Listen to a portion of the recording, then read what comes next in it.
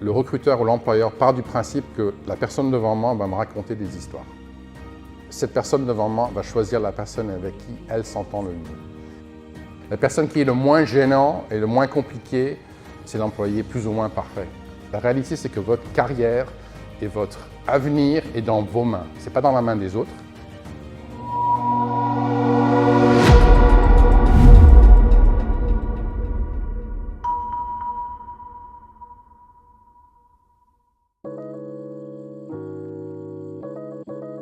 Je dirais que dans le contexte de ces éléments, une des choses qu'on oublie souvent de faire, et que je pense qu'il est un atout vis-à-vis des recruteurs, vis-à-vis des employeurs, c'est de demander des références écrites.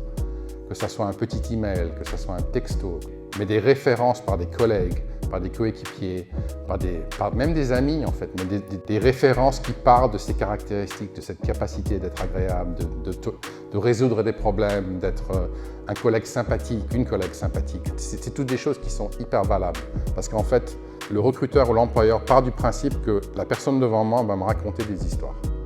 Donc si une tierce personne parle très fortement de quelqu'un, ça donne tout de suite la clarté sur l'honnêteté, mais deuxièmement, un point de référence à laquelle un employeur ou un recruteur va s'accrocher. Donc, demander des références de collègues historiques, d'amis, de gens avec qui on a travaillé de façon historique, est incroyablement valable. Il y a toujours la liste d'atouts qui est recherchée. Quand on rencontre les personnes et on arrive aux 2-3 derniers personnages, c'est la personnalité. Donc aujourd'hui, je suis le client, je cherche à recruter une personne pour faire une certaine tâche.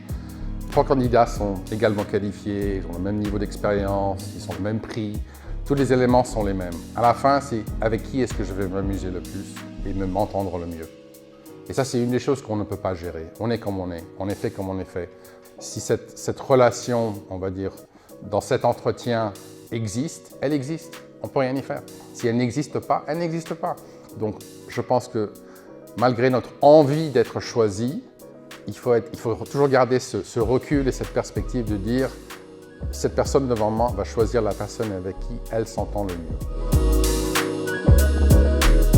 Si on devait définir le collègue parfait, rigolo, intelligent, bosseur, aidant, ponctuel, efficace, très heureux de prendre des questions ou de supporter les autres, pas hyper ambitieux, pose des questions de temps en temps, mais à des bons moments, et des bonnes idées à des bons moments, pas déranger les autres.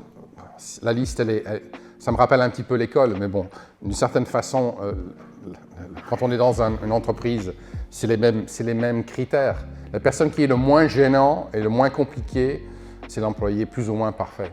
Si elles sont souriantes ou souriants, encore mieux. L'idée, c'est vraiment de dire qui est-ce que je suis, qu'est-ce que je sais faire et pour qui est-ce que ça c'est utile. Et prendre en fait le challenge dans l'autre sens. C'est pas de répondre aux annonces et dire ça c'est pour moi ou c'est la seule annonce que je vois donc je vais envoyer mon CV. C'est de dire bon, voilà mes atouts, c'est ce que je sais faire. Il y a 5 millions d'entreprises. Parmi ces 5 millions, il doit y en avoir 10 qui ont besoin de moi. Je vais les trouver.